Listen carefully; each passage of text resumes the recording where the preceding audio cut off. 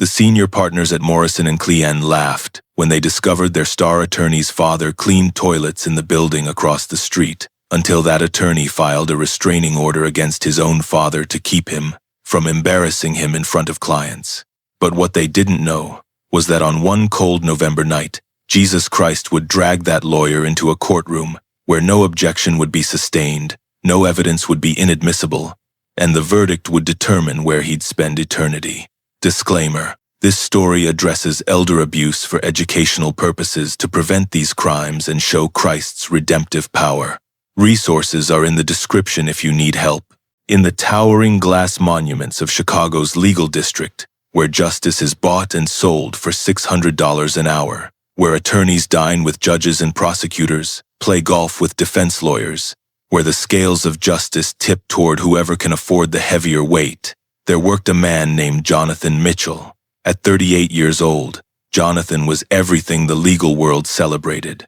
Harvard Law School graduate, summa cum laude, federal clerkship with a Seventh Circuit judge, partnership track at Morrison and Clean, one of the most prestigious corporate defense firms in the Midwest. He specialized in white-collar criminal defense, helping wealthy executives avoid prison for crimes that would land ordinary people behind bars for decades. His billable rate was $650 per hour. His annual income exceeded $800,000. He lived in a luxury condo on the Gold Coast, drove a Tesla Model S Plaid, wore suits custom-made in Milan, and belonged to clubs where the initiation fee alone could feed a family for 5 years. He had achieved the American dream as the legal profession defined it. He was respected, feared, wealthy, and powerful. He had also done something that most people couldn't imagine. He had legally disowned his own father, not through any formal legal mechanism that doesn't exist in most states, but through a restraining order, cease and desist letters, and explicit instructions to his father to never contact him, never approach him, never acknowledge their relationship in public. Because Jonathan Mitchell's father, a man named William Mitchell, was a janitor. Not just any janitor. William Mitchell cleaned office buildings in the Chicago Loop. For 37 years, he had mopped floors, emptied trash cans, scrubbed toilets, and buffed hallways in the very buildings where men like his son practiced law, made deals, and accumulated wealth. And Jonathan was ashamed of him, not mildly embarrassed, not slightly uncomfortable, deeply, profoundly, actively ashamed. Ashamed enough to have his father removed from his law school graduation. Ashamed enough to exclude him from his wedding. Ashamed enough to change his phone number, his address, his entire life to erase any connection between himself and the man who had raised him. This is not a story about a distant father and son who drifted apart naturally. This is not a story about complicated family dynamics or forgivable misunderstandings. This is a story about a man who calculated that his father's profession, his father's appearance, his father's very existence was a liability to his career. A story about a man who valued reputation more than relationship, status more than soul, appearance more than truth.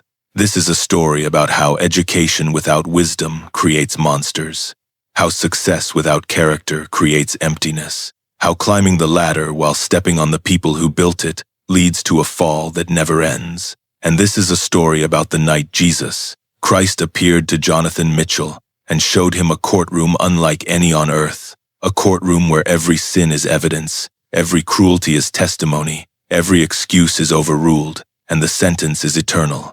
If you believe that God sees everything we do in darkness, if you believe that rejecting your parents has consequences beyond this life, if you believe that pride comes before destruction and a haughty spirit before a fall, then listen carefully to this story.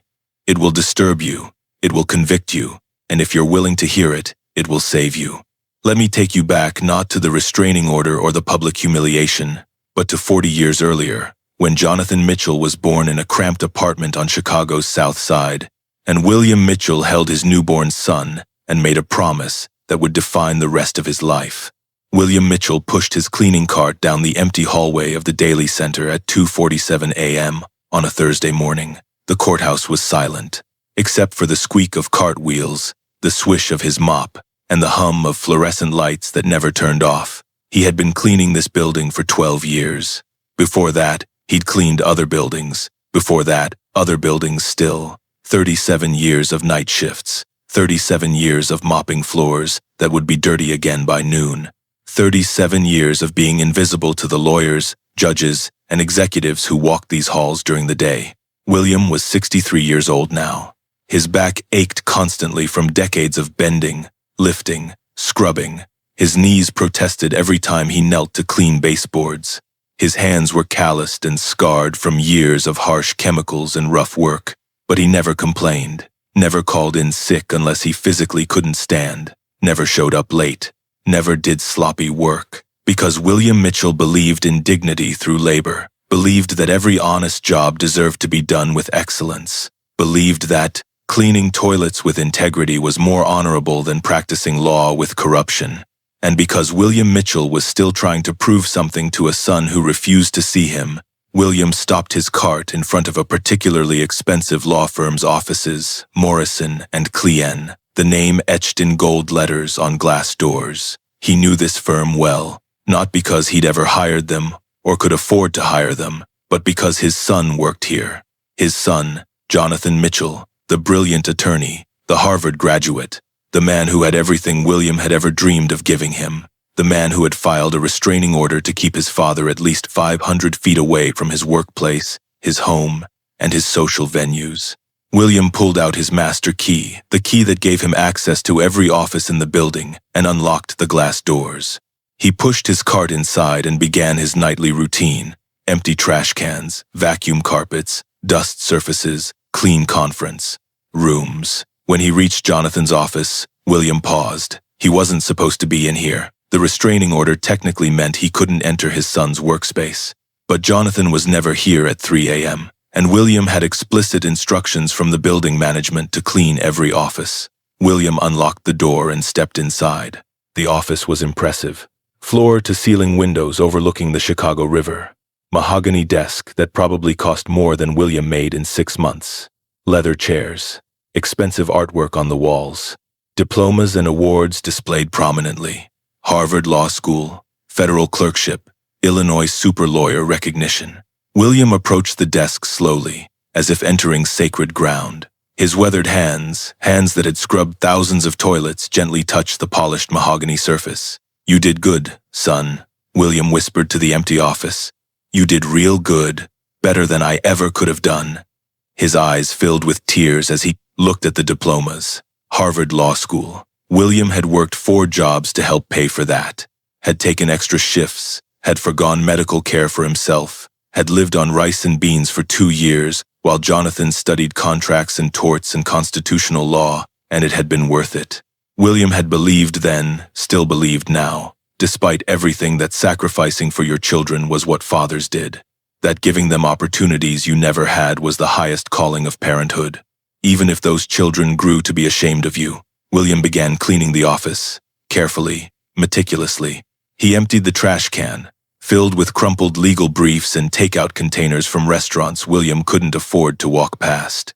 He vacuumed the carpet, being careful not to disturb the arrangement of furniture. He dusted the diplomas, his fingers lingering on the Harvard degree. "I was so proud that day," William said softly, talking to himself because he had no one else to talk to. "When you graduated, I drove all the way to Cambridge, saved for 2 years to afford the trip, got there early so I could get a good spot to see you walk across that stage." He paused, remembering. "And you had security remove me, told them I was a stalker, a stranger, someone who didn't belong there." The memory still hurt, even 8 years later. William had been escorted out of the graduation venue by campus police, had watched his son receive his degree from the parking lot, through a window, like a criminal, but he'd still been proud. "I understood," William continued, still talking to the empty office. "You worked so hard, you didn't want anything to mess up your big day, and I guess a janitor father doesn't look good in front of Harvard professors." William finished cleaning and stood at the door, looking back at the office one more time. "I forgive you, son," he whispered. "I forgave you then, and I forgive you now.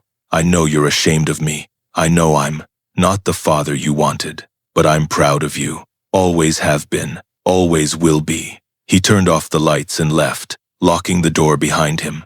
William didn't know that Jonathan had installed a security camera in his office after a confidential document went missing. Didn't know that his son watched the footage every morning to make sure nothing had been disturbed overnight. Didn't know that Jonathan had seen this scene, his father cleaning his office, touching his desk, crying over his diplomas multiple times over the past year. And didn't know that instead of feeling moved or convicted or even slightly guilty, Jonathan had felt disgust, had considered filing another complaint, had calculated whether it was worth the trouble to have his father banned from the building entirely. Because to Jonathan Mitchell, his father wasn't a person who had sacrificed everything for him. His father was an embarrassment, a liability, a stain on his carefully constructed image, and Jonathan was about to learn in the most terrifying way possible that God keeps detailed records of how we treat our parents, that heaven has cameras that capture not just actions, but motives, that there is a courtroom beyond earth, where sons are held accountable for dishonoring their fathers. But that lesson was still hours away. For now, William Mitchell finished his shift, clocked out at 6 a.m., took 2 buses and the L train back to his small studio apartment on the south side, and fell into bed exhausted.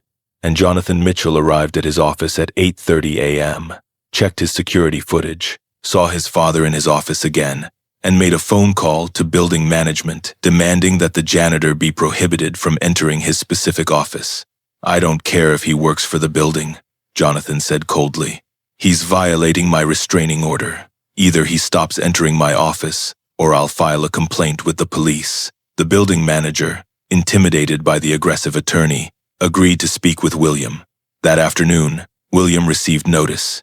He was no longer allowed to clean Jonathan Mitchell's office. Another janitor would handle it. William would clean everywhere else on the floor except that one room. William read the notice and felt his heart break all over again. His son had now made it official. He didn't even want his father cleaning his office, didn't want any contact, any presence, any reminder that they were related. But William didn't get angry, didn't lash out, didn't curse his son or wish him harm. He went home that evening, fell to his knees beside his bed, and prayed, "Dear Lord Jesus, I don't understand why my son hates me. I don't understand what I did wrong, but I'm asking you please save him. Please reach his heart before it's too late. He's a good boy underneath all that pride. I know he is. I raised him better than this. Please, Lord, show him the truth before he loses his soul. I'd rather die and see him saved than live and watch him go to hell." William prayed that prayer every single night, and tonight, Jesus was about to answer it. Before we begin, if you believe in second chances and the power of faith, type "restore" in the comments right now. Let your voice be the spark of hope for a family in need. Show the world your faith in action. To understand how Jonathan Mitchell became the kind of man who could legally disown his own father, we need to go back before Harvard, before the suits, before the shame calcified into cruelty. Jonathan wasn't born a monster. He was born in a cramped 2-bedroom apartment on Chicago's South Side, to William Mitchell, a janitor even then, and Sarah Mitchell, a woman who died of cancer when Jonathan was only 4 years old. Jonathan's earliest memories were fragmented, dreamlike. His mother's gentle voice singing lullabies. The smell of her perfume, something cheap from the drugstore, but it had seemed like the most beautiful scent in the world. Her thin arms hugging him tight as cancer consumed her body. And then she was gone. William had been destroyed by Sarah's death, but he couldn't afford to fall apart. He had a 4-year-old son who needed him, so he worked. He worked day shifts at a factory. He worked night shifts cleaning buildings. He worked weekends doing maintenance for apartment complexes. He worked himself nearly to death to keep a roof over Jonathan's head. Jonathan remembered those early years with painful clarity, though he tried hard to forget them. Remembered his father coming home at 2 a.m., exhausted, still in his janitor's uniform, smelling of cleaning chemicals and sweat. Remembered eating generic brand cereal for every meal because it was all they could afford. Remembered wearing second-hand clothes that never quite fit right. But he also remembered love. He remembered his father reading to him every night, no matter how tired William was. Remembered his father attending every parent-teacher conference, every school event, every moment that mattered. Remembered his father sacrificing sleep, food, comfort, everything to make sure Jonathan had what he needed. "You're going to do great things, Jonathan," William would tell his son, tucking him into bed in their tiny apartment. "You're smart, so smart, smarter than I ever was. You're going to go to college. You're going to have a career, not just a job. You're going to have opportunities I never had. Will you come with me?" young Jonathan would ask. "When I grow up and have a big house?" "Of course, buddy," William would say, smiling. "We're a team, always will be." But somewhere between childhood and adolescence, something changed in Jonathan. It started in middle school. Jonathan was brilliant, genuinely gifted intellectually. He tested into a magnet school for academically talented students, a school across town in a much wealthier neighborhood. Suddenly, Jonathan was surrounded by children of doctors, lawyers, business executives, children who lived in houses instead of apartments, children whose fathers wore suits to work instead of janitor uniforms, children who asked questions Jonathan didn't want to answer. "What does your dad do?" a classmate named Bradley asked one day at lunch. Jonathan had frozen. He works in buildings." "Like construction?" Bradley asked. "Something like that," Jonathan had mumbled, changing the subject. The lies started small, little omissions, vague descriptions, anything to avoid saying the word janitor. By high school, Jonathan's intelligence had become his ticket to a different world. He won academic competitions, received scholarship offers, got accepted to programs for gifted students. And William was so proud. He went to every award ceremony, every academic event, beaming with joy as his son collected certificates and trophies. But Jonathan had stopped introducing William to anyone, would see his father in the audience and feel a hot flush of shame, would notice the way other parents dressed in business casual or formal wear would glance at William in his worn jacket and work boots. "Dad," Jonathan said one evening when he was 16, "you don't have to come to these things. I know you're busy with work." William's face had fallen. "I'm never too busy for you, son. These are important moments. I want to be there. But you're always tired," Jonathan pressed. "Maybe you should rest instead." William had studied his son's face and seen something that broke his heart: embarrassment. His boy was embarrassed of him. "Jonathan," William said gently, "I know my job isn't fancy. I know I don't look like the other parents, but I'm proud of you. I want to support you. That's what fathers do." "I know, Dad," Jonathan had said, unable to meet his eyes. I just think maybe it's better if you skip some of them. That's all." William had attended every event anyway, but he started sitting in the back, started leaving before the reception, started making himself invisible so his son wouldn't have to acknowledge him. The sacrifice didn't stop Jonathan's shame from growing. When Jonathan got accepted to Northwestern University on a full scholarship, William had cried tears of joy. "You did it, son. You're going to college. A real university." Jonathan had smiled, but inside he was already calculating. Northwestern meant he could reinvent himself, could create a new identity, could finally escape the shadow of his father's profession. During his freshman year, when classmates asked about his background, Jonathan learned to craft a story. "My dad passed away when I was young, raised by my uncle who worked in commercial real estate."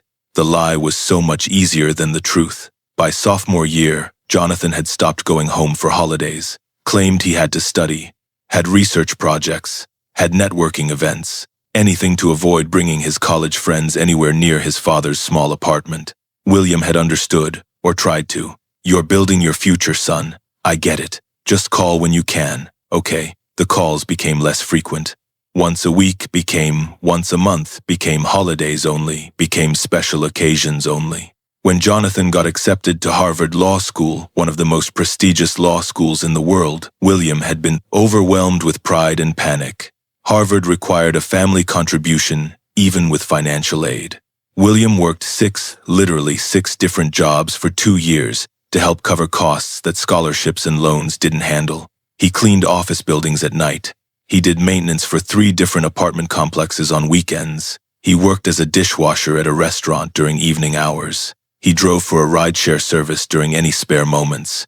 He donated plasma twice a week for the extra $80. He destroyed his body and his health to send his son to Harvard. And Jonathan thrived at Harvard. He was brilliant, driven, ruthless. He learned corporate law, criminal defense, litigation strategy. He networked with the children of senators and CEOs. He joined prestigious legal societies. He was recruited by top firms. He also completely erased his father from his life story. When asked about his background, Jonathan had perfected his narrative. I grew up in Chicago, lost. My parents young, worked my way through school, self-made. The lie was so smooth, so practiced, that even he started to believe it. For his Harvard graduation, William had saved for 2 years to afford the trip to Cambridge, had bought a new suit at Goodwill, the nicest clothes he owned, had driven 18 hours because he couldn't afford a plane ticket. He'd arrived early, found a seat near the front, and waited with his heart bursting with pride to see his son receive his law degree. And then Jonathan had seen him. Jonathan had been standing with his classmates, chatting with a federal judge who was considering him for a clerkship, when he glanced up and saw his father sitting in the 3rd row, wearing that cheap suit, looking tired and old and completely out of place among the Harvard elite. Panic had seized Jonathan. This judge could make or break his career. These classmates were his future network. His carefully constructed identity, the self-made brilliant lawyer, was about to be exposed as a fraud. He'd made a split-second decision. Jonathan had approached a security guard and pointed at William. That man there, 3rd row. I don't know him, but he's been staring at me all morning, making me uncomfortable. Can you remove him? The security guard had looked skeptical. Sir, this is a public event. Please, Jonathan had said, lowering his voice. I think he's been following me. I've seen him around campus. I feel unsafe. The lie had worked. William had been escorted out by 2 security guards while hundreds of people stared. He'd tried to explain, I'm his father. That's my son. But security had dismissed it as the ramblings of a stalker. Jonathan had watched his father being removed and felt relief. He'd graduated with honors, had celebrated with classmates at an expensive restaurant, had accepted the federal clerkship, had continued building his impressive career. And William had driven 18 hours back to Chicago, weeping the entire way, unable to understand how his son, his precious boy, could have him arrested on the most important day of his life. But William had forgiven him, had told himself Jonathan was under stress, had convinced himself it was a misunderstanding, had continued praying for his son every single night. The final break came 3 years later. Jonathan had joined Morrison & Clean, one of Chicago's top firms. He'd been dating a woman named Catherine, a fellow attorney from a wealthy family. They'd gotten engaged, and her family was planning an elaborate wedding. William had received an invitation, had been so happy, so excited to finally be included in his son's life again. But 2 weeks before the wedding, Jonathan had shown up at William's apartment unannounced. Dad, we need to talk, Jonathan had said, standing in the doorway but not entering. Come in, son. I'm not coming in, Jonathan had interrupted. This won't take long. I need you to not come to the mentor's wedding. William had felt the words like a physical blow. What? Jonathan, I'm your father. Of course I'm coming to your wedding. Catherine's family doesn't know about you, Jonathan had said flatly. They think my parents are dead. They think I'm from a different background, and I need to keep it that way. You told them I was dead? William's voice had broken.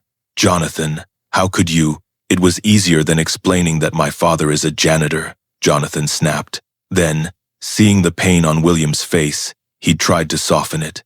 Look, Dad, I've worked so hard to build this career, this life. Catherine's father is a federal prosecutor. Her uncle is a state Supreme Court justice. These are the people who can make me a federal judge someday. I can't have you there. I'm your father, William had whispered. And I'm grateful for everything you did, Jonathan had said, his voice taking on the cold, professional tone he used with clients. But I've outgrown this life. I've built something better, and I need you to let me go. Let you go. William had been crying now. Son, I'm not holding you back. I just want to be part of your life. I want you to stop, Jonathan had interrupted. Stop trying to contact me. Stop showing up at events. Stop telling people you're my father. I'll send you money if you need it, but I need you to stay away from my life. William had stood there, broken, unable to speak. Jonathan had pulled out an envelope. This is a cease and desist letter, written by one of the partners at my firm. It legally requires you to stop contacting me, stop approaching me, and stay at least 500 feet away from my workplace, my home, and my social venues. If you violate it, I'll file for a restraining order." He'd handed the envelope to his father. "I'm sorry it has to be this way," Jonathan had said, though his tone suggested he wasn't sorry at all. "But this is what's best for both of us. You can live your life, and I'll live mine." And he'd left, had walked out of his father's apartment and never returned. William had opened the envelope with shaking hands, had read the legal document cold, formal, threatening that severed their relationship as definitively as if Jonathan had never been born. And William had fallen to his knees and wept harder than he'd wept since his wife died. But even then, even after being legally disowned by his own son, William had prayed, "Jesus, please save him. Please don't let his soul be destroyed by pride. Please reach him before it's too late." That was 5 years ago. 5 years of William cleaning buildings, including the one where his son worked. 5 years of respecting the cease and desist, staying away, never approaching. 5 years of praying every single night for a son who wanted nothing to do with him. 5 years of God watching, recording, waiting for the right moment to intervene. And tonight was that moment, because Jonathan Mitchell had just won. The biggest case of his career, had gotten a CEO acquitted of fraud charges that should have sent him to prison for 20 years, had celebrated at an exclusive restaurant with colleagues and clients, had returned to his Gold Coast condo satisfied, successful, and utterly at peace with his decision to erase his father from his life. He had no idea that in a few hours, Jesus Christ would appear in his bedroom and drag him into a courtroom where every sin would be prosecuted, every excuse would be cross-examined, and the verdict would echo through eternity. William's prayers were about to be answered in the most dramatic, terrifying, transformative way possible. Jonathan Mitchell returned to his luxury condo at 11:47 p.m., loosening his tie as he entered. The place was immaculate, professionally decorated, minimalist, expensive. Floor-to-ceiling windows showcased the Chicago skyline, glittering like diamonds against black velvet. He poured himself 3 fingers of Macallan, $2,500 per bottle scotch, and stood at the window, savoring his victory. The CEO he defended was guilty as sin. Jonathan knew it. The prosecution knew it. Probably even the jury knew it. But Jonathan had created reasonable doubt through brilliant legal maneuvering, aggressive cross-examination, and exploitation of every technicality in the rulebook. That's what great lawyers did. They won. Truth was secondary to victory. His phone buzzed. A text from Catherine, his wife of 4 years. "Congratulations on the verdict. Don't stay up too late. You have the Stevenson deposition at 8 a.m. Jonathan smiled. Catherine was perfect, beautiful, intelligent, connected to powerful families, and she had no idea about his janitor father. He'd maintained the lie flawlessly, had told her his parents died in a car accident when he was young, had even staged visits to a cemetery on holidays, standing before random gravestones while she believed he was honoring his dead parents. The deception had become second nature. Jonathan finished his scotch, brushed his teeth, changed into expensive silk pajamas, and climbed into his king-size bed. Tomorrow would be another busy day, depositions, client meetings, partner discussions about his path to name partner status. Life was good. Life was exactly as he'd designed it. He was asleep within minutes. At 3:33 a.m., Jonathan's eyes snapped open, not gradually, not from a dream or noise, like someone had flipped a switch in his consciousness. The bedroom was dark, but there was light, coming from somewhere, everywhere. Jonathan sat up, his heart suddenly pounding. The light was increasing, golden and warm but also blindingly intense. And then he saw him. At the foot of Jonathan's bed stood a figure that couldn't possibly be there but undeniably was Jesus Christ. Jonathan knew instantly, impossibly, undeniably knew who this was. The man wore simple robes that glowed with their own light. His face was both gentle and severe, compassionate and utterly uncompromising. His eyes looked at Jonathan with a penetrating gaze that seemed to see through flesh and bone directly into his soul. Jonathan wanted to scream, wanted to run, wanted to convince himself this was a dream, but he couldn't move, couldn't speak, could barely breathe. "Jonathan Mitchell," Jesus said, and his voice was simultaneously quiet and thunderous, filling the room and resonating in Jonathan's chest. "Attorney at law, Harvard Law School graduate, son of William Mitchell, stand up." The command was irresistible. Jonathan found himself standing beside his bed, his expensive pajamas suddenly feeling like rags in the presence of this being. "Is this real?" Jonathan whispered. "More real than anything you've ever experienced," Jesus replied. "I am the way, the truth, and the life. I am the one your father has been praying to every single night for 5 years, begging me to save your soul before you destroy yourself completely. And tonight, those prayers will be answered." "I don't understand." "You will," Jesus interrupted. "Jonathan Mitchell, you are hereby summoned to stand trial." "Trial?" Jonathan's legal training kicked in despite his terror. "What trial? On what charges?" "I haven't. You are charged with dishonoring your father," Jesus said, his voice carrying the weight of absolute authority. "With bearing false witness against him, with violating the covenant between parent and child, with placing your pride above love, your reputation above righteousness, and your career above your own soul." The bedroom began to dissolve around them. "No, wait," Jonathan shouted. "I don't consent to this. I have rights. Rights." Jesus' eyes blazed with righteous fire. "You who have spent your career helping guilty men escape justice by exploiting legal technicalities want to talk to me about rights? Very well, Jonathan. Let's talk about rights. Let's talk about justice. Let's talk about the law, my law, which supersedes every statute you've ever read." The bedroom had completely vanished now. Jonathan found himself standing in a courtroom unlike any on earth. The courtroom was massive, constructed of what appeared to be living light. The walls pulsed with colors that had no names, beautiful and terrible simultaneously. The ceiling stretched into infinity, disappearing into clouds and stars. The judge's bench was elevated, carved from a single piece of what looked like crystal but radiated power that made Jonathan's knees weak. Behind the bench sat Jesus Christ, now wearing not robes but judicial attire that gleamed with divine authority. To the left was a jury box, but instead of 12 humans, there were 12 angels, beings of fire and light that made Jonathan want to shield his eyes. To the right was a prosecution table, and behind it stood a figure that made Jonathan's blood run cold, an angel warrior, 7 feet tall, with eyes like molten gold and a sword at his side that flickered with flames. And in the witness box, weeping silently, sat William Mitchell. "Dad?" Jonathan whispered, but William wasn't looking at him. The old man's eyes were fixed on Jesus, and his lips were moving in silent prayer. "Jonathan Mitchell," Jesus spoke from the bench, his voice echoing through the infinite courtroom. "You stand accused before the court of heaven. How do you plead?" Jonathan's legal training screamed at him to stay silent, to demand an attorney, to object to this entire proceeding. But the words that came out were, I don't understand what's happening." "Then let me explain," Jesus said. "In your earthly courts, you manipulate evidence, exploit technicalities, and win cases for guilty clients. But this is my court. Here, every thought is evidence, every action is testimony, every secret is exposed. There are no technicalities. There are no loopholes. There is only truth." Jesus gestured to the angel prosecutor. "Michael, present the charges."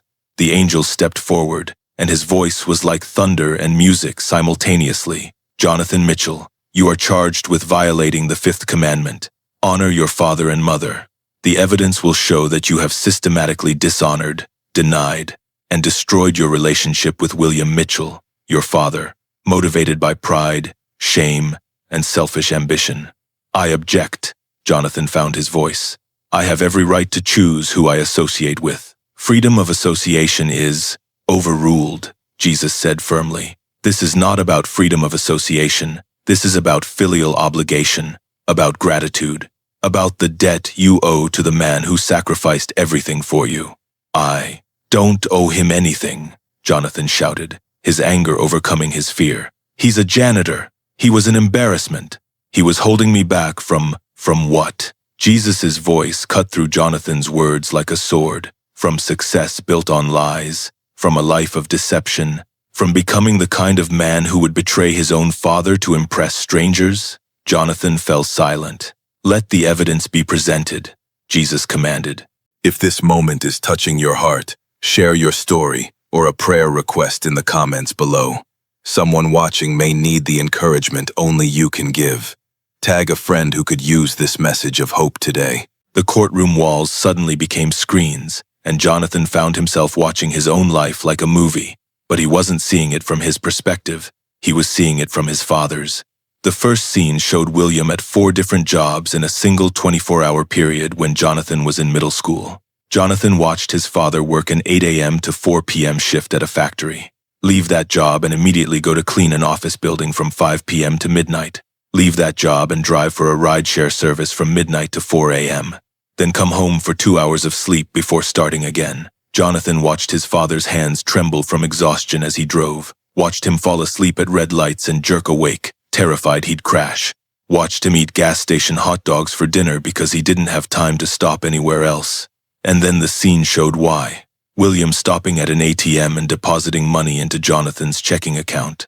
Money for books, money for the magnet school, fees, money so Jonathan could attend academic competitions in other cities. I didn't know, Jonathan whispered. I didn't know he was working that hard. You didn't ask, Jesus replied quietly.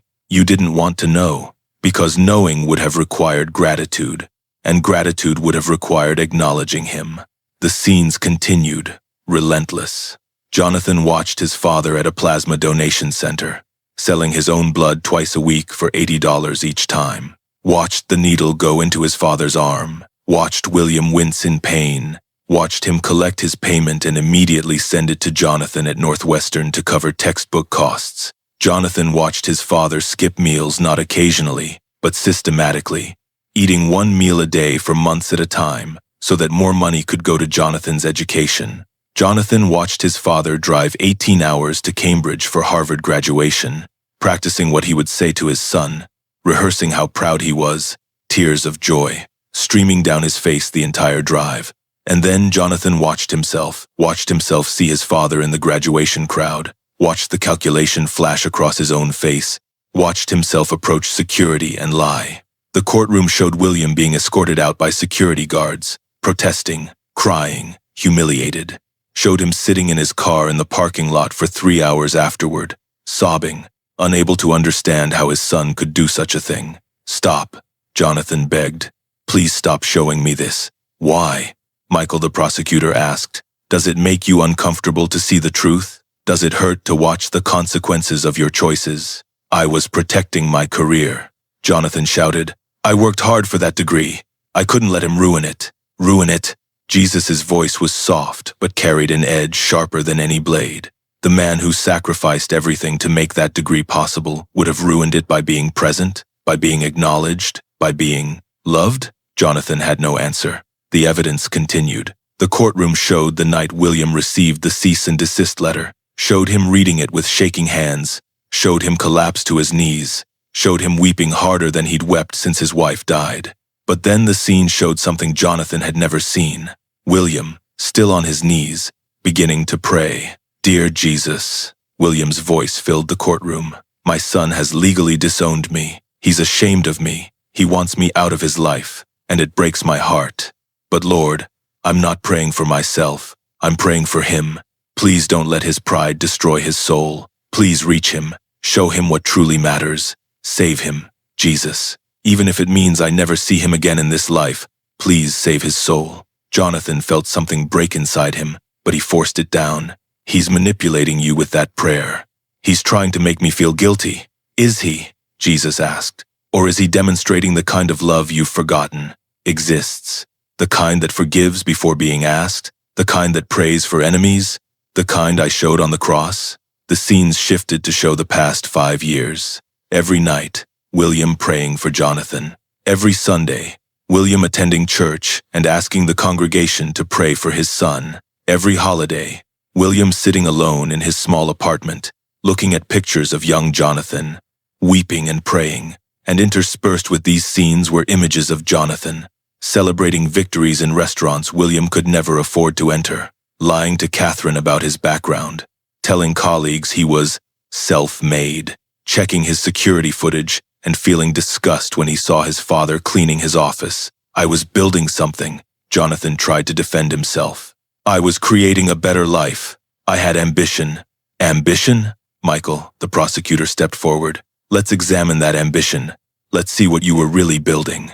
The courtroom walls showed a montage of Jonathan's lies, one after another. Telling Northwestern classmates his father was dead. Telling Harvard colleagues he was raised by an uncle. Telling Catherine his parents died in a car accident. Telling partners at his firm he came from modest circumstances, but implying something far better than the truth. Filing the false stalking complaint at his graduation. Writing the cease and desist letter. Standing before fake gravestones with Catherine.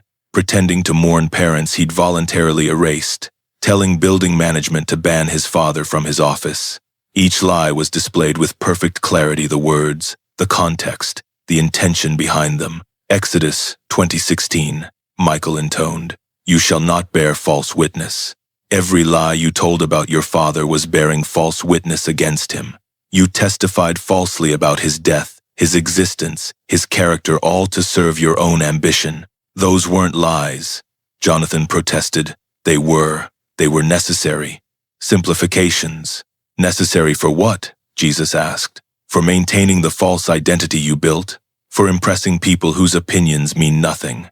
For accumulating wealth and status that you can't take with you when you die? Jesus leaned forward on the bench.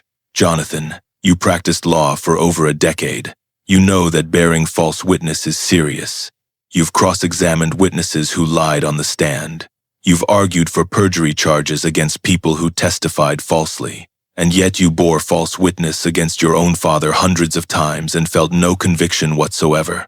He was embarrassing, Jonathan shouted, his voice echoing through the infinite courtroom. He was holding me back. I had a right to distance myself from what? William's voice, quiet but clear, came from the witness box.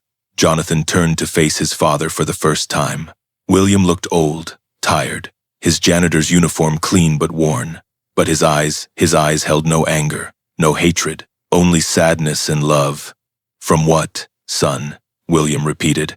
From the man who worked himself nearly to death for you? From the man who sacrificed everything so you could have opportunities? From the man who loved you unconditionally? You don't understand, Jonathan said, his voice breaking. In my world, image is everything. Connections are everything. I couldn't succeed if people knew. If people knew the truth, William finished. If people knew you came from poverty, if people knew your father cleaned toilets, if people knew you weren't self-made, but were built by someone else's sacrifices. Jonathan looked away, unable to meet his father's eyes. Let the witness testify, Jesus commanded gently. William stood in the witness box, and Michael, the prosecutor, approached. William Mitchell, Michael said, his voice now gentle. Please tell this court, did you love your son? More than my own life, William said simply. From the moment he was born, he was everything to me. His mother died bringing him into this world, and I promised God that I would give him everything I never had. And did you keep that promise? I tried, William said, tears beginning to flow. I worked every job I could find. I sacrificed sleep, health, comfort. I went without so he could have. I wasn't perfect, but I loved him with everything I had. Did you ever abuse him? Never. Did you ever abandon him? Never. Did you ever stop loving him, even when he disowned you?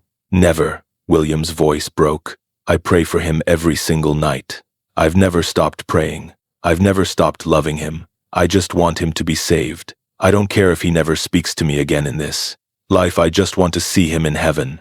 Michael turned to Jonathan. Your witness, counselor. Would you like to cross-examine your father? Jonathan stood there, his legal training screaming at him to attack the testimony, to find inconsistencies, to create doubt. But the words wouldn't come, because there was no inconsistency, no lie, no false testimony, just truth, unconditional, sacrificial, devastating truth. I have no questions, Jonathan whispered. Then let's move to the next phase, Jesus said. Jonathan Mitchell, you've seen the evidence of your father's love and your own betrayal, but there's something else you need to see. You need to understand what you were really building, what you were really becoming. The courtroom walls shifted again, and Jonathan saw scenes he'd tried to forget, tried to justify, tried to compartmentalize. His first year at Morrison and Clean, when a senior partner had asked him to destroy evidence in a case, Jonathan had hesitated for exactly 5 seconds before complying. A case where he'd knowingly presented false documents to get a client acquitted. A deposition where he'd intimidated a witness, a young woman who was telling the truth, into changing her testimony. The CEO trial he'd just won, where he'd used every dirty trick in the book to free a man who had stolen millions from pensioners. Each scene played out in excruciating detail. And with each scene, the courtroom showed something else. The victims. The employees who lost their pensions because Jonathan's client had looted the company. The woman who was assaulted by a man Jonathan had gotten acquitted on a technicality. The families destroyed by fraud that Jonathan had helped cover up. "I was doing my job," Jonathan protested. "Everyone deserves a defense. That's how the legal system works." "The legal system you've corrupted?" Michael asked. "The system where wealthy criminals go free while poor defendants get steamrolled? The system where truth matters less than billable hours? That system? I followed the law. You followed the letter while destroying the spirit," Jesus said. "You became exactly the kind of lawyer I condemn, those who strain out gnats while swallowing camels, who worry about technical compliance while ignoring justice, mercy, and faithfulness." The scenes continued, a decade of legal manipulation, ethical compromises, and moral decay. Each victory bought at the cost of truth. Each case won by sacrificing integrity. "You built your career on lies," Michael said. "Lies about your father, lies in your cases, lies about who you are.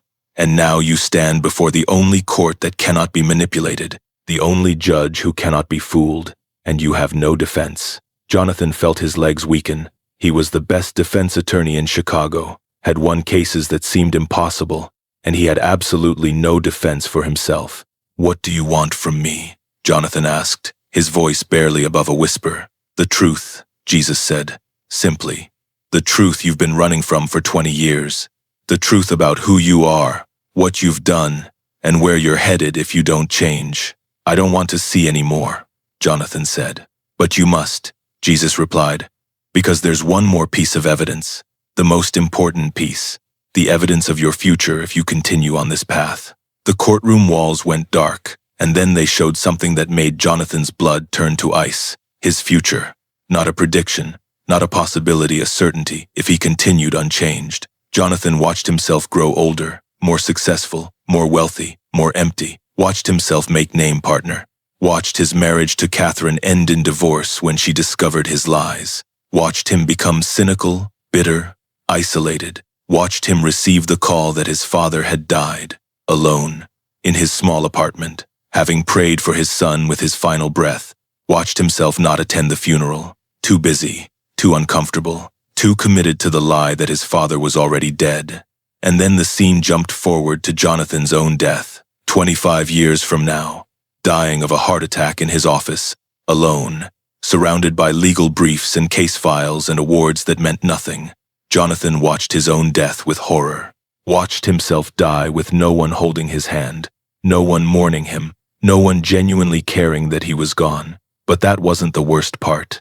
The scene continued past death. Jonathan watched his own soul formless, confused, terrified, standing before this same courtroom, this same judge. But this time, there was no chance for redemption, no opportunity for change. He watched himself try to defend his life. "But I was successful, I was respected, I won cases, I accumulated wealth." And he heard Jesus, not angry, just profoundly sad, reply, "You gained the whole world but forfeited your soul. Depart from me, I never knew you." Jonathan watched himself, his future, self dragged away by demons into outer darkness. And he experienced it, not fully, but enough to understand. It was separation. Complete, total, eternal separation from everything good, everything loving, everything that makes existence bearable. It was the memory of his father's love, now a torment because he'd rejected it. It was the knowledge of every victim his legal manipulation had harmed, now witnesses against him forever. It was isolation with only his own choices for company. It was fire, not metaphorical, but literal, that burned but never consumed, that tortured but never ended. It was the sound of his father's prayers echoing through eternity. Prayers he'd ignored, prayers that could have saved him if he'd only listened. It was forever. No parole, no appeal, no escape. Jonathan screamed louder than he'd ever screamed in his life. The vision ended abruptly. Jonathan collapsed to the floor of the courtroom, sobbing, shaking uncontrollably. Jesus stood from the bench and approached him. When he spoke, his voice was gentle but firm. "Jonathan Mitchell, you have seen the evidence. You have seen your father's love and your own betrayal. You have seen the corruption of your soul and the destination of your path. The verdict is clear. You are guilty. Guilty of dishonoring your father. Guilty of bearing false witness. Guilty of loving money more than righteousness. Guilty of building your life on lies." Jonathan couldn't speak, could only sob into the floor. But Jesus continued, and Jonathan heard something he didn't expect: hope.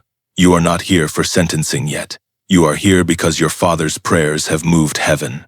You are here because I love you despite what you've become. You are here because this is your chance, your last chance to choose differently." Jesus knelt beside Jonathan, placing a hand on his shoulder. The touch was warm, overwhelming, like being held by love itself. "Jonathan, I'm giving you what you don't deserve, an opportunity to repent, to change, to become who you were meant to be instead of who you've become. But you must choose, right now, this moment. Will you continue down the path that leads to that darkness you just witnessed? Or will you accept my grace and walk the difficult road that leads to life?" Jonathan looked up at Jesus, his face wet with tears. How can I fix this? How can I undo 20 years of lies and cruelty?" "You can't undo it," Jesus said, "but you can change course starting right now. You can go to your father and ask his forgiveness. You can tell the truth about your background, regardless of the consequences. You can practice law with integrity or leave the profession entirely if you can't do it honestly. You can choose love over pride, truth over reputation, salvation over success. But I'll lose everything," Jonathan whispered. "My career, my reputation, everything I've built. You'll lose everything that doesn't matter," Jesus corrected gently. "And you'll gain the only things that do: your integrity, your soul, your father, your salvation." He helped Jonathan to his feet. "Your father is dying, Jonathan. He has stage 4 cancer. The doctors give him 6 months at most. If you don't act now, you will lose him forever. And more importantly, if you don't change now, you will lose yourself forever." "What if I can't do it?" Jonathan asked. "What if I'm too broken? What if I've gone too far?" Jesus smiled, the first smile Jonathan had seen from him all night. "Then let me show you something." He touched Jonathan's chest, directly over his heart, and suddenly Jonathan felt it. Every prayer his father had ever prayed for him, thousands of them, tens of thousands. Every single night for 5 years, Raymond had begged God to save his son, and Jonathan understood. His father's love had built a bridge between his darkness and God's light.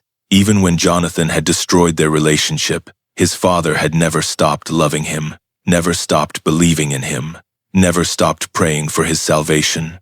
"Your father's love is a reflection of my love," Jesus said softly. "It never fails, never gives up, never stops hoping, and that love is more powerful than every sin you've ever committed." Jesus placed both hands on Jonathan's shoulders. "I didn't come to condemn you, Jonathan. I came to save you. But you must choose, right now, this moment. Will you continue down the path that leads to death, or will you accept my grace and walk the difficult road that leads to life?" Jonathan looked past Jesus to where his father still sat in the witness box. William was watching him with tears streaming down his face, his lips moving in silent prayer. Even now, even after being betrayed, disowned, legally erased, his father was praying for him. Jonathan looked back at Jesus, at those eyes that saw everything he'd ever done and loved him anyway, at that face that offered grace he absolutely didn't deserve. "I choose life," Jonathan whispered. "I choose you. I choose truth. Please, help me. I can't do this alone." Jesus pulled him into an embrace, and Jonathan felt something shatter inside him, all the pride, all the lies, all the false identity he'd built over 20 years. It all broke apart like glass. and in its place came something he hadn't felt in decades. Genuine love, peace, hope. Go, Jesus said, releasing him. Go to your father while you still have time. Tell him the truth, ask his forgiveness, and watch as I restore what you thought was destroyed forever. Will I see you again? Jonathan asked. I am with you always, Jesus said, beginning to fade. Every time you choose truth over lies, you honor me. Every time you sacrifice pride for love, you reflect my sacrifice. Go now. Your father is waiting. He's been waiting for 20 years. And then the prided Byzane courtroom disappeared. Jonathan woke up in his bed, gasping for air. He looked at the clock. 4:33 a.m. Exactly 1 hour had passed in the divine courtroom. For a moment, he wondered if it had been a dream, some kind of stress-induced nightmare brought on by the trial. But he knew better. The weight of it, the presence of Jesus, the evidence presented, the vision of his future, it was more real than anything he'd ever experienced in his waking life. And Jesus' words echoed in his mind. Your father is dying. Stage 4 cancer. 6 months at most. Jonathan grabbed his phone with shaking hands and searched for his father's name. The cease and desist letter had included William's address and phone number information Jonathan had deliberately never looked at, never acknowledged. He found it now. A small apartment building on the south side. A 40-minute drive from Jonathan's Gold Coast condo. Jonathan didn't shower, didn't change out of his pajamas. Just threw on a coat, grabbed his car keys, and ran to his Tesla. The city was mostly empty at 4:45 a.m. Jonathan drove faster than he should have, running yellow lights, not caring about speed limits. The only thing that mattered was getting to his father, before it was too late. Please, Jonathan prayed, actually prayed, for the first time in years. Please don't let him be dead. Please give me a chance to make this right. Please. He reached his father's apartment building at 5:17 a.m. It was a modest 3-story building in a neighborhood Jonathan would normally never visit, the kind of place he'd spent 20 years pretending didn't exist. He parked illegally and ran to the entrance. The building had a security door, but it was propped open. Jonathan took the stairs 2 at a time to the 3rd floor, found apartment 3C, and stopped. His hand trembled as he raised it to knock. What if his father didn't answer? What if he was already dead? What if he refused to see him? Jonathan knocked. 3 sharp raps that sounded like gunshots in the early morning quiet. Nothing. He knocked again. Dad? His voice cracked. Dad, are you there? It's Jonathan. Please, I need to talk to you. Still nothing. Panic seized Jonathan. He pounded on the door now, not caring if he woke the neighbors. Dad, please, answer the door. Finally, he heard movement inside. Slow, shuffling footsteps. The sound of locks being undone. The door opened 6 inches, held by a security chain. And there was William Mitchell. He looked older than Jonathan remembered. Thinner, grayer, sick. Stage 4 cancer, Jesus had said. Jonathan could see it now, the way his father's skin had taken on a grayish pallor, the way his clothes hung loose on his frame, the exhaustion in his eyes. Jonathan? William's voice was confused, uncertain. What are you doing here? The restraining order. I don't care about the restraining order, Jonathan interrupted, tears already streaming down his face. Dad, please, can I come in? I need to talk to you. I need to apologize. William stared at his son for a long moment. Then, slowly, he undid the security chain and opened the door. The apartment was tiny, a studio, basically. 1 room serving as bedroom, living room, and kitchenette. The furniture was old but clean. On one wall were photographs, pictures of young Jonathan at various ages, school photos, the Harvard acceptance letter framed and hanging proudly. William had kept everything, had treasured every memory even after Jonathan had legally erased him. You shouldn't be here, William said quietly, gesturing for Jonathan to sit on the old couch. If anyone finds out you violated the restraining order, I don't care, Jonathan said again. He fell to his knees in front of his father, grabbing William's hands. Dad, I'm so sorry. I'm so sorry for everything. For disowning you, for lying about you, for being ashamed of you, for treating you like you were nothing when you were everything. I'm sorry, Dad. I'm so sorry. William stared at his son, tears beginning to stream down his own face. "Jonathan, what happened? What changed?" "Jesus came to me," Jonathan said, not caring how crazy it sounded. "Tonight, he appeared in my bedroom. He took me to a courtroom, a divine courtroom, and showed me everything. All your sacrifices, all my lies, all the ways I destroyed you. He showed me where I'm heading if I don't change." He squeezed his father's hands tighter. "And he told me you have cancer, stage 4. He told me you're dying." William's face went pale. "How did you?" "I haven't told anyone. The doctors just confirmed it last week." "How long?" Jonathan asked, though he already knew the answer. 6 months, William whispered. "Maybe less." Jonathan broke down completely, laying his head on his father's lap, sobbing like a child. "I'm so sorry, Dad. I wasted so much time. I was so proud, so stupid, so blind. And now you're dying and I can never give you back the years I stole from you." William's weathered. Hands that had cleaned thousands of toilets, hands that had worked 6 jobs to send Jonathan to Harvard, gently stroked his son's hair. "Jonathan," William said softly, "I forgave you a long time ago. I've been praying for this moment every single night. I've been begging Jesus to reach you, to save you, to bring you back to me. I don't care about the lost years. I care about right now. I care that you're here. But I don't deserve your forgiveness," Jonathan sobbed. "I filed a restraining order against you. I told everyone you were dead. I erased you from my life like you never existed. I'm a monster, Dad. I'm a monster." "You were lost," William corrected gently. The same words Jesus had used. "Lost people can be found, and Jesus found you. He answered my prayers." William helped Jonathan sit up, looking into his son's eyes. "Jonathan, do you remember when you were 5 years old, and you accidentally broke my favorite mug? The one your mother had given me?" Jonathan nodded, confused by the change in subject. "You were terrified," William continued. "You thought I'd be so angry. But do you remember what I did? You hugged me," Jonathan whispered. "You told me you loved me more than any mug. Because that's what love does," William said. "Real love, the kind that comes from God. It forgives. It doesn't keep score. It doesn't hold grudges. It just loves." He pulled Jonathan into an embrace, and they sat there on the old couch, father and son, reunited after 5 years of separation, crying together. "I've missed you so much," William whispered. "I've missed my boy so much." "I'm here now," Jonathan said, "and I'm not leaving. I'm going to spend whatever time you have left making this up to you. I'm going to take care of you. I'm going to be the son you deserved all along. You don't have to make anything up to me," William said. "You just have to love me. That's all I ever wanted." They talked for hours.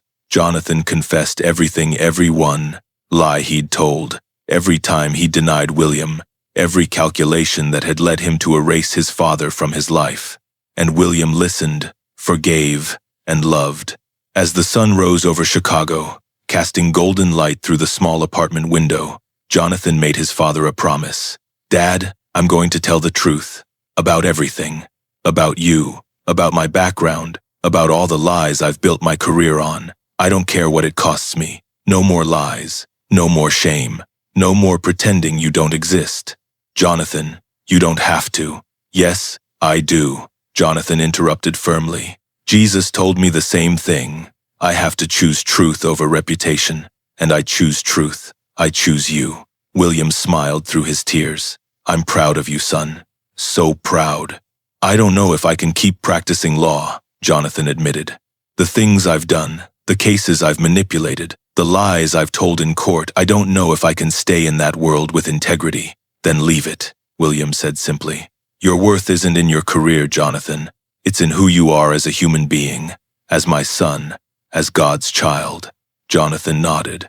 "I need to tell Catherine the truth, too. She's going to leave me. She married someone she thought was from a different background. When she finds out I've been lying to her for 6 years, then she wasn't the right woman for you," William said. "If she can't love you with the truth, she never really loved you at all." They spent the rest of the morning together, making breakfast, talking about memories, beginning the long process of rebuilding what had been broken. At 10 a.m., Jonathan finally called his office. "I'm not coming in today, or probably ever again. I need to talk to the partners." I'll be in tomorrow to explain. Then he called Catherine. We need to talk. Tonight. It's important. And then he just sat with his father, holding his hand, grateful for this second chance, terrified that there wasn't enough time left. Dad, Jonathan said finally, will you forgive me? Truly? Completely? Forever? William looked at his son with eyes full of love. I forgave you the moment you hurt me, Jonathan. That's what fathers do. That's what God does. Now you just have to forgive yourself and start living differently. Jonathan pulled his father into another embrace. I love you, Dad. I'm sorry it took me so long to say it. I love you so much. I love you too, son, William whispered. I've never stopped loving you, not for one single moment. And somewhere, invisible but present, Jesus smiled. The next morning, Jonathan walked into Morrison & Client at 9 a.m., wearing jeans and a casual shirt, not his usual $3,000 suit. The receptionist did a double take. Mr. Mitchell, is everything all right? Actually, yes, Jonathan said. For the first time in 20 years, everything is exactly right. Is Mr. Morrison available? 15 minutes later, Jonathan sat in the managing partner's office across from Gerald Morrison, 68 years old, founder of the firm, mentor to Jonathan's career. Jonathan, what's going on? Morrison asked, concerned. You missed the Stevenson deposition yesterday, didn't return any calls. That's not like you. Mr. Morrison, Jonathan began, his voice steady despite his nervousness. I need to tell you something, and when I'm done, you're probably going to ask for my resignation. Morrison frowned. What are you talking about? Jonathan took a deep breath. My entire background, everything I've told you about my family, my upbringing, it's all been a lie. My parents aren't dead. My father is alive. He's a janitor. He's worked as a janitor for 37 years, including in this very building. I've been lying about him my entire career because I was ashamed of where I came from. Morrison stared at him, speechless. But that's not the worst of it, Jonathan continued. I've compromised cases. I've presented evidence I knew was false. I've intimidated witnesses. I've manipulated trials. I've helped guilty people go free while innocent people suffered. I've been practicing law without integrity for over a decade. He handed Morrison a folder. This is a detailed account of every case where I violated ethics rules, every lie I told, every manipulation I performed. I'm prepared to self-report to the state bar. I'm prepared to accept whatever consequences come from this. Morrison opened the folder, his face growing pale as he read. Jonathan, do you understand what you're confessing to? This could destroy your career, could get you disbarred, could even result in criminal charges. I know, Jonathan said calmly, and I accept that, because I'm done lying. I'm done building my life on deception. I'm done valuing my reputation more than my soul. What brought this on? Morrison asked, still stunned. My father is dying, Jonathan said simply. Stage 4 cancer, 6 months at most. And I realized that I'd rather have 6 months of truth with him than 6 decades of lies without him. I'd rather lose my career than lose my soul. Morrison sat back in his chair, processing this information. Jonathan, you're one of our best attorneys. Your billable hours are incredible. Your win rate is unmatched. If you do this, if you self-report, you'll lose everything. Not everything, Jonathan corrected. I'll lose my career, my money, maybe my freedom, but I'll gain something more valuable. My integrity, my relationship with my father, my salvation. Morrison was silent for a long moment. Then, I wish I could say I'm surprised by your confession, but I'm not. I've practiced law for 40 years, Jonathan. I've seen too many brilliant attorneys compromise their ethics for victories, myself included. He closed the folder. If you self-report this, it will trigger investigations into this entire firm. Cases will be reopened. Clients will sue us. We could lose everything. I know, Jonathan said, and I'm sorry for that, but I can't stay silent anymore. Morrison studied Jonathan's face. What changed? What made you finally decide to tell the truth? Jonathan thought about how to answer. He could lie, could make up something rational and explainable, but he was done with lies. Jesus appeared to me 2 nights ago, Jonathan said. Literally appeared in my bedroom. He showed me a divine courtroom where all my sins were prosecuted. He showed me my father's sacrifices and my own cruelty. He showed me where I was heading if I didn't change, and he gave me a choice. Continue down the path to hell, or accept his grace and choose truth. Morrison blinked. You're serious.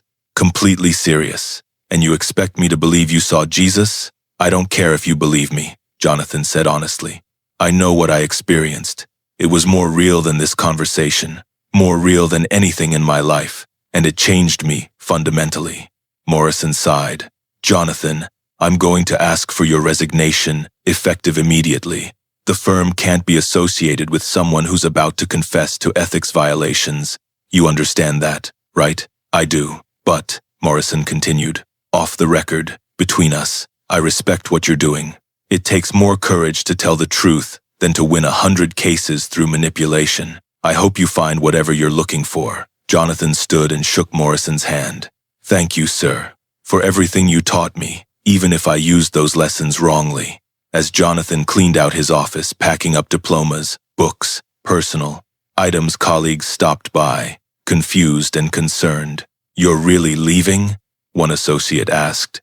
I am, Jonathan confirmed. Why? You were on track for name partner. Because there are more important things than name partner, Jonathan said, looking at the Harvard diploma he'd once treasured so much. Like truth, like integrity, like not dying alone and empty despite all your achievements. That evening, Jonathan met with Catherine at their home. She was waiting when he arrived, arms crossed, expression neutral. So, she said, are you going to tell me what's going on? Why you quit your job? Why you've been acting strange? Jonathan sat down across from her. Catherine, I need to tell you the truth about who I am, and when I'm done, you're probably going to want a divorce. The truth about what? Jonathan took a deep breath, meeting his wife's eyes for what felt like the first time in their 6-year relationship. The truth about everything, my background, my parents, who I really am. Catherine's expression hardened slightly. Jonathan, you're scaring me. Just tell me. My parents aren't dead, Jonathan said quietly. I've been lying to you since the day we met. My father is alive. His name is William Mitchell, and he's a janitor. He's cleaned office buildings in Chicago for 37 years, including the building where I worked. He's the man I told you was a stalker at our wedding rehearsal, the man I had security remove. That wasn't a stalker, Catherine. That was my father trying to attend his son's wedding. Catherine stood up abruptly, her face pale. What? I was ashamed of him, Jonathan continued, his voice breaking. Ashamed of where I came from. So I created a lie, told everyone my parents died in a car accident.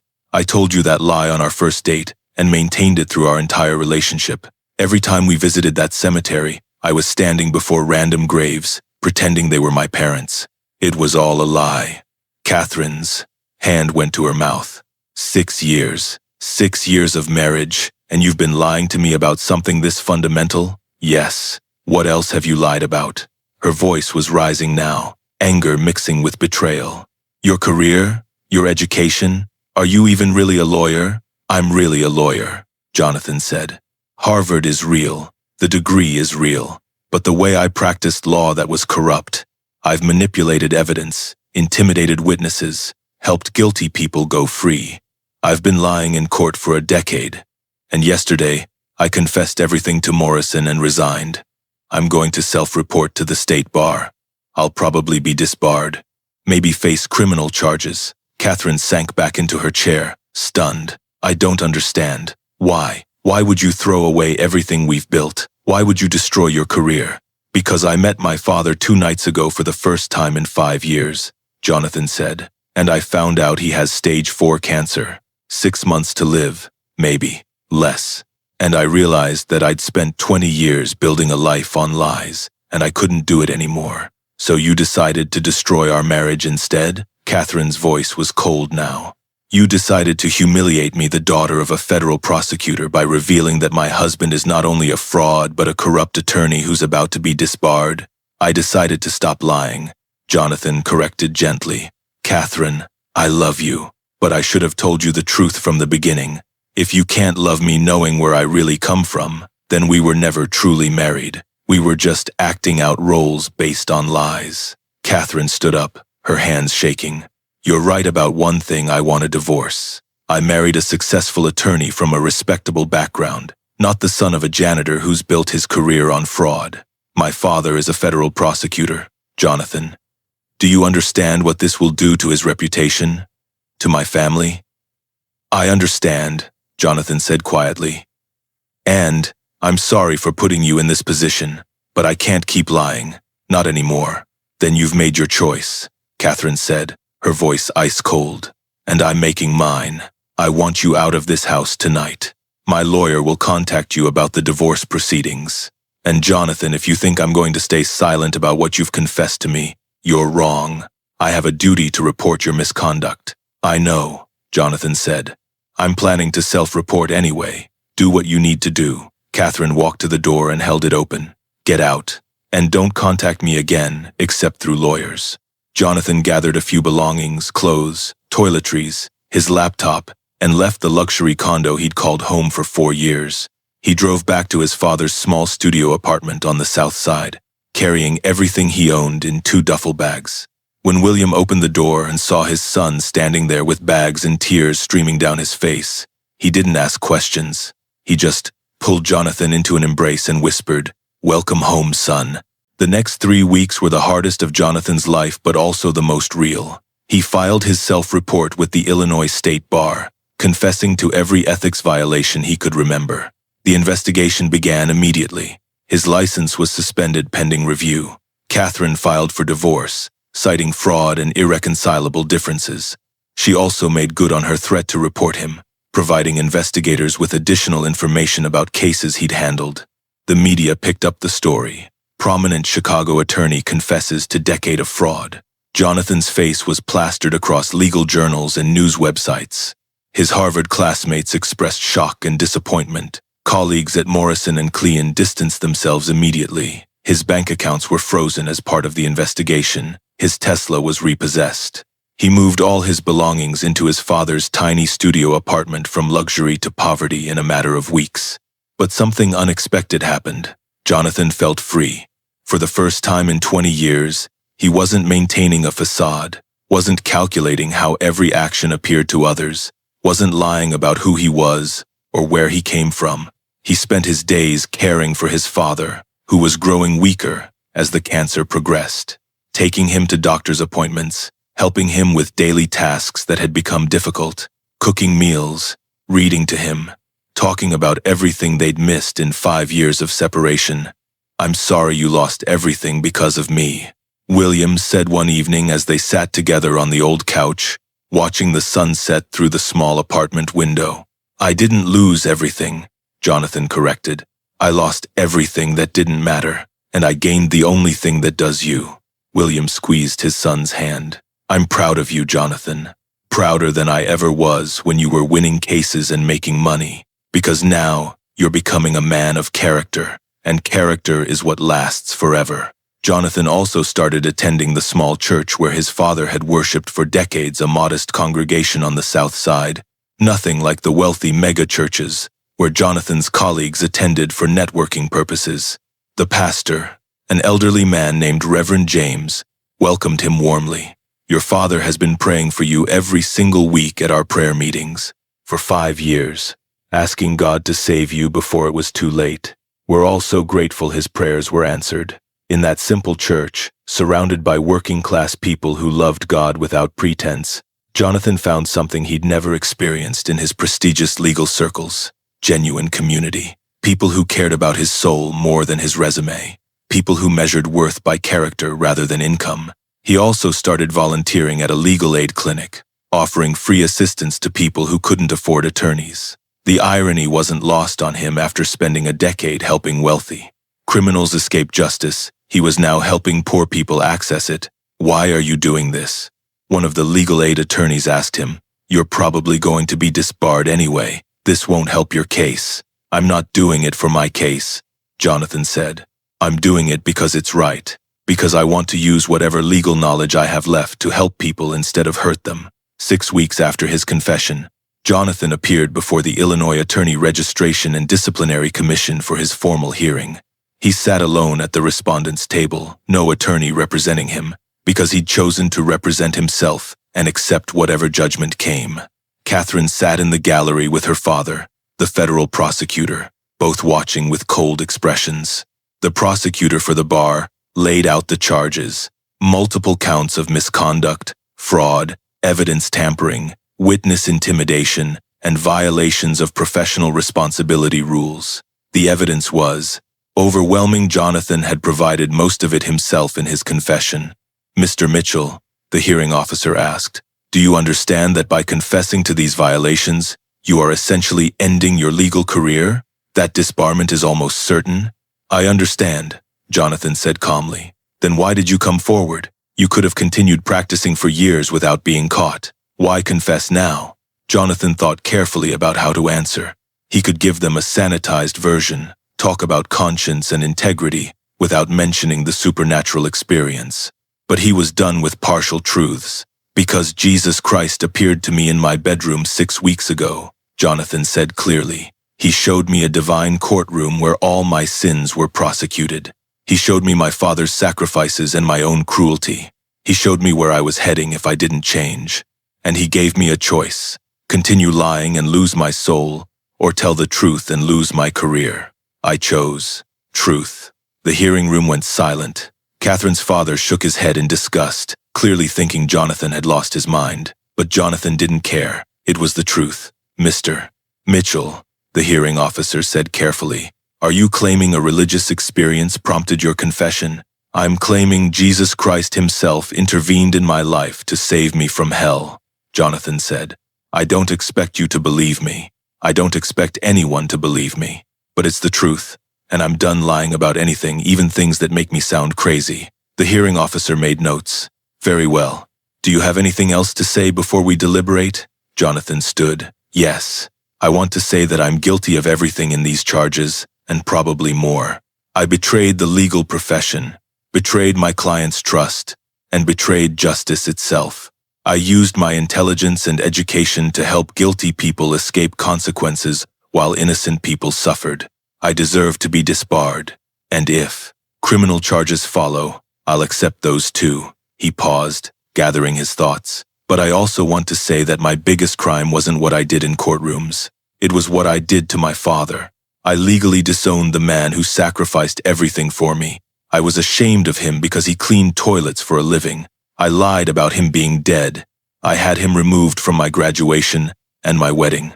I destroyed our relationship because I valued my reputation more than his love." Jonathan's voice broke. "My father has stage 4 cancer. He's dying, and I almost lost him forever because of my pride. But God, through Jesus Christ, gave me one last chance to make it right, to choose truth over lies, to choose love over pride, to choose salvation over success." He looked directly at the hearing officer. "Disbar me. I deserve it. But know that I'm grateful, genuinely grateful that my sins were exposed, because being exposed saved my soul, and my soul is worth more than any legal career." He sat down. The hearing officer looked at him for a long moment, then said, "We'll deliberate and issue our decision within 30 days. Jonathan was disbarred 3 weeks later. The decision was unanimous and included language about egregious violations of professional responsibility and conduct unbecoming an attorney. He received the notice in his father's apartment, and attorney felt relief. "It's done," he told William. "I'm officially not a lawyer anymore." William looked at his son, lying in bed now, too weak to get up most days. "How do you feel about that?" "Free," Jonathan said honestly. "I spent 15 years becoming an attorney and 10 years being a corrupt one, and now I'm free from all of it. Free to be just Jonathan, just your son, just a man trying to live with integrity." William smiled weakly. "That's all I ever wanted for you, son. Not Harvard or partnerships or money. Just integrity, just character, just love." The divorce from Catherine was finalized that same week. She got the condo, most of their assets, and walked away without looking back. Jonathan signed the papers without contest, grateful that, at least, she could move on with her life. He took a job at a warehouse, loading trucks for $15 an hour. After making $800,000 a year as an attorney, the pay cut was staggering. But Jonathan found he didn't mind. The work was honest, physical, simple. His co-workers, immigrants, ex-convicts, People who'd never had the opportunities Jonathan had wasted taught him more about dignity and hard work than he'd learned in all his years at Harvard. "You seem too smart for this job," his supervisor, a man named Carlos, said one day during lunch break. "I used to be a lawyer," Jonathan admitted. "Got disbarred for ethics violations. This is what I deserve." Carlos studied him. "A lot of people mess up and never admit it. The fact that you confessed and accepted consequences, that takes guts, man. More guts than practicing law, I bet." Jonathan spent his mornings working at the warehouse and his afternoons and evenings caring for William, who was declining rapidly. The cancer was aggressive. Within 3 months of Jonathan's return, William could no longer walk without assistance, could barely eat, slept most of the day, but he was happy, genuinely, profoundly happy. "I'm dying surrounded by love," William told Jonathan one evening. "My son is here with me. We've reconciled, we've forgiven, we've loved. What more could I ask for? More time," Jonathan said, tears streaming down his face as he helped his father drink water through a straw. "I want more time with you. I wasted so many years." "We have eternity," William reminded him gently. "This life is just a breath, but heaven is forever, and we'll be together there, son. Together with no shame, no cancer, no pain, just love." 5 months after Jonathan's confession, exactly as Jesus had predicted, William entered his final hours. Jonathan sat beside his father's bed in the small apartment, holding his hand, praying quietly. "Jonathan," William whispered, his voice barely audible. "I'm here, Dad. I'm right here." "I need to tell you something," William said, struggling to speak. "Something important. Save your strength, Dad. Don't, no. Listen," William interrupted weakly. "When you were born, your mother and I made a promise to God. We promised to raise you to love Him, to serve Him, to become a man of character. When she died, I thought I'd failed that promise. You became so successful, but you lost your soul along the way." He coughed, and Jonathan helped him sip water. "But God is faithful," William continued. "Even when I failed, even when you walked away, God was faithful. He heard my prayers. He sent His Son to save you. And now I can die knowing that promise is fulfilled. You're saved, Jonathan. You're His. Because of your prayers," Jonathan said, crying openly now. "Because you never gave up on me. Because you loved me, even when I was unlovable. That's what fathers do." William smiled weakly. "We reflect the Father's love, and His love never fails." William's breathing was becoming labored. Jonathan could see the end approaching. "Dad, I'm so sorry I wasted so much time. I'm so sorry I hurt you. I forgave you long ago," William whispered. "And so did Jesus. You're forgiven, son. Completely, eternally forgiven. Don't carry that guilt anymore." He squeezed Jonathan's hand with what little strength he had left. "I'm proud of you. So proud. Not of your Harvard degree or your legal career. I'm proud of the man you've become in these last 5 months. The man of integrity. The man of truth. The man of God. I learned it from you," Jonathan said. "You showed me what real success looks like, what real honor looks like, what real love looks like." William's eyes were closing now, his breathing shallow. "One more thing, son. Anything, Dad. Anything. When I'm gone, continue the work. Help people. Use your gifts with integrity. Live for Jesus. And teach others what you learned, that no career is worth losing your soul. That truth is more valuable than reputation. That love is the only thing that lasts. I promise," Jonathan whispered. "I promise, Dad." William smiled one last time. "I'll see you again, son. In heaven. No more goodbye. Just, I'll see you soon." His breathing stopped. The great heart that had loved unconditionally for 63 years beat its last. William Mitchell, janitor, father, faithful prayer warrior, died with his son holding his hand, surrounded by love, entering into the presence of the Jesus he'd served faithfully all his life. Jonathan sat there for a long time, still holding his father's hand, crying and praying and thanking God for the 5 months of redemption he'd been given. "Thank you," he whispered to heaven. "Thank you for answering his prayers. Thank you for saving me. Thank you for bringing me home before it was too late." And somewhere, in the throne room of heaven, William Mitchell opened his eyes to see the face of Jesus Christ, the same Jesus who had appeared to his son 5 months earlier, smiling at him and saying, "Well done, good and faithful servant. Your prayers moved heaven. Your love reflected mine. Welcome home." 3 years after William's death, Jonathan stood in a different courtroom, a small community center converted into a makeshift legal aid clinic on Chicago's South Side. He wasn't practicing law. He couldn't. He was disbarred for life. But he was using his legal knowledge to help people navigate the legal system, filling out forms, explaining their rights, connecting them with attorneys who would represent them for free. The work paid nothing. Jonathan lived in the same studio apartment where his father had died, working at the warehouse in the mornings, and volunteering at the legal aid clinic in the afternoons and evenings.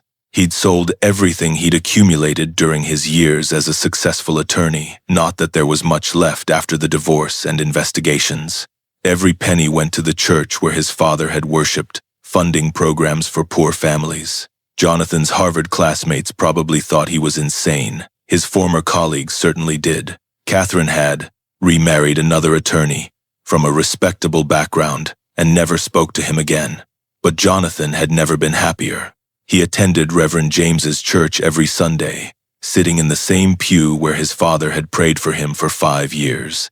He led a Bible study for men struggling with pride and ambition, sharing his own story as a warning about what happens when success becomes an idol. He visited his father's grave every week, telling William about the people he'd helped, the lives he'd touched, the difference he was making. "I think you'd be proud, Dad," Jonathan would say to the simple headstone, "William Mitchell, beloved father and faithful servant, 1962 to 2025.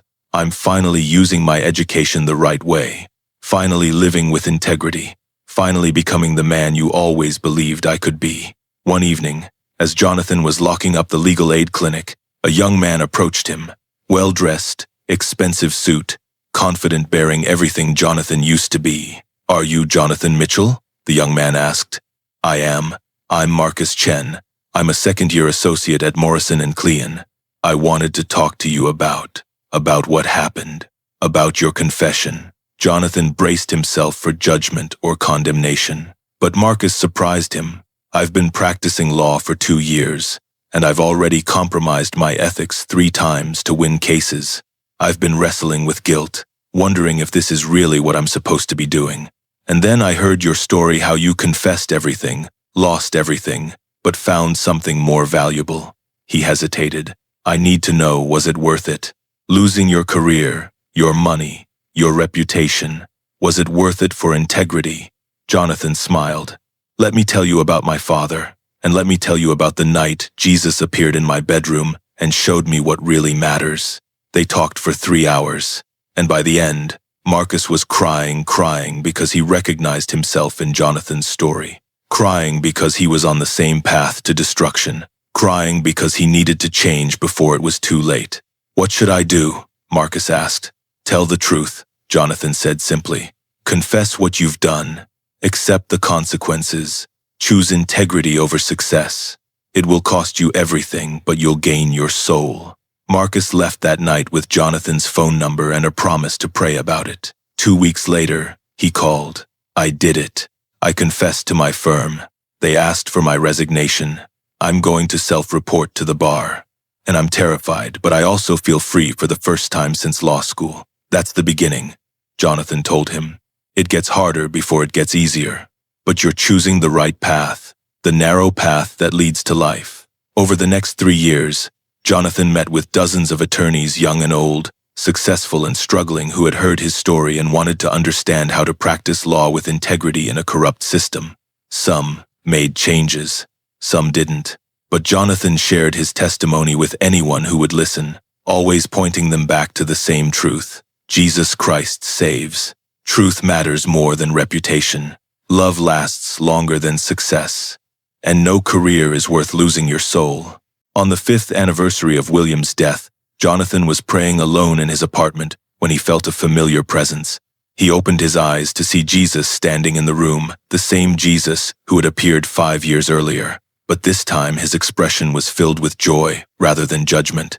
"Jonathan," Jesus said warmly, Lord, Jonathan whispered, falling to his knees. Stand up, Jesus said gently, helping him to his feet. You are my friend, not my servant. I don't come to judge you this time. I come to show you something. The apartment dissolved, and suddenly Jonathan found himself in the same divine courtroom from 5 years ago. But everything was different. The judge's bench was still there, but Jesus stood beside Jonathan now, instead of sitting in judgment. The jury of angels was smiling. The prosecutor, Michael, stood with his sword sheathed, at peace. And in the gallery, Jonathan saw faces. So many faces. Marcus Chen, the young attorney who had changed his life after hearing Jonathan's story. 3 other attorneys who had confessed their own misconduct and chosen integrity. A dozen clients from the legal aid clinic whose cases Jonathan had helped resolve. The men from his Bible study who had overcome pride and ambition. And there, in the front row, sitting beside an empty seat, was William Mitchell, not old and sick, but young, healthy, radiant, glowing with the joy of heaven. Dad, Jonathan whispered. William smiled. Hi, son. Not time for you to stay yet. But Jesus wanted you to see this. Wanted you to understand what your obedience accomplished. Jesus placed a hand on Jonathan's shoulder. 5 years ago, I showed you your future. If you continued in sin, eternal separation, torment, loss. But I also offered you grace, a chance to change. And you chose well, Jonathan. He gestured to the gallery. These are the people whose lives were changed because you chose truth over lies, because you accepted my grace, because you became a living testimony of redemption. Jesus turned Jonathan to face him directly. Your earthly career is over. You'll never practice law again. You'll never be wealthy or prestigious or powerful in worldly terms. But you've accomplished something far greater. You've reflected my love. You've shown others what true success looks like. You've become a man after my own heart. Jonathan felt tears streaming down his face. I don't deserve this. After everything I did, that's the point, Jesus said gently. Grace isn't about deserving. It's about love. It's about a father who pursues his children even when they run from him. It's about the prayers of a janitor father that moved heaven to save his son. He pulled Jonathan into an embrace. Well done, good and faithful servant. Your father's prayers were answered. Your life was redeemed. And your testimony will continue to bear fruit long after you're gone. The vision began to fade.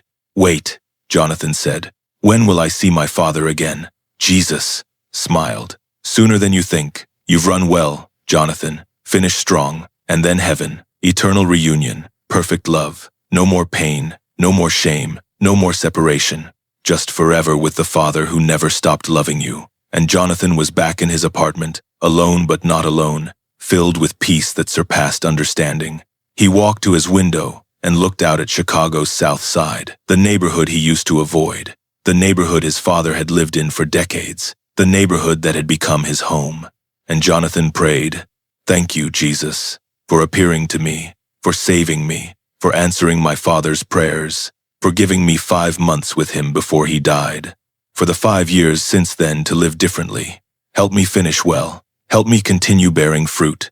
Help me show others what you showed me, that truth matters more than success, that love matters more than reputation, and that you are always faithful to save those who call on your name. He spent the rest of that evening writing in his journal something he'd done every day since his father's death, writing down stories of people he'd helped, lessons he'd learned, testimonies of God's grace. When he was old, he planned to compile these writings into a book, a warning for ambitious young attorneys, a testimony of redemption, a tribute to a janitor father whose faithful prayers had moved heaven itself. But for now, Jonathan Mitchell, former Harvard Law graduate, former corrupt attorney, former proud son who had disowned his father, lived quietly as a warehouse worker and legal aid volunteer, loved by the simple church community his father had belonged to, at peace with God and himself, waiting for the day when he would see his father again in heaven, where there would be no more shame, no more regret, no more separation, only eternal love, in the presence of the Father who had never stopped pursuing him, and the Jesus who had saved him from destruction. Honor your father and mother, that your days may be long in the land that the Lord your God is giving you. Exodus 20:12. For what does it profit a man to gain the whole world and forfeit his soul? Mark 8:36. The prayer of a righteous person has great power as it is working. James 5:16. Subscribe to Tales of God's Grace for more true miracles and stories of redemption. Your support helps us reach and restore families around the world. Don't forget to tag a friend and share this video, so together we can spread faith, love, and healing where it's needed most.